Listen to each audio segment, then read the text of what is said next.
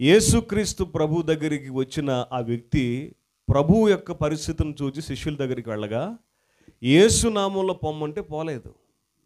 మీకు అర్థమవుతుందా? కొన్ని సమస్యలు గద్దిస్తే పోతాయి, కొన్ని సమస్యలు ప్రార్థన చేస్తే పోతాయి, కొన్ని సమస్యలు వెంటనే పోతాయి. కానీ కొన్ని సమస్యలు ఉంటాయి చూడండి, 15-20 సంవత్సరాలైనా మీ జీవితంలో అలాగే ఉంటాయి. ఇప్పటికి మీరు ఎన్నో కోటలు తిరిగేసి ఉంటారు, ఇప్పటికి మీరు ఎన్నో స్వస్థస్థలాలు తిరిగేసి ఉంటారు, ఇప్పటికి మీరు ఎన్నో స్వస్థత ప్రార్థనలు చేయించుకునే ఉంటారు, ఇప్పటికి మీరు ఎన్నో తైలాలు ఎందరో దేవుని దాసుల హస్తాలు మీ తల మీద మోపు ప్రయత్నం చేసుకునే ఉంటారు. కానీ మీ జీవితంలో కొన్ని సమస్యలు మిగిలిపోయినాయి. యేసుప్రభు ఏం చెప్పారంటే అటువంటి మొండి సమస్యలకి పరిష్కారం ఒకటే. అటువంటి మొండి సమస్యలు పోవాలంటే ఉపవాసం ఉండి ప్రార్థన చేయాలి. దేవునికి స్తోత్రం కలుగును గాక. గట్టిగా చెబుదాం హల్లెలూయా. అటువంటి మొండి సమస్యలు పోవాలంటే చేయాల్సిన పని ఏంటి?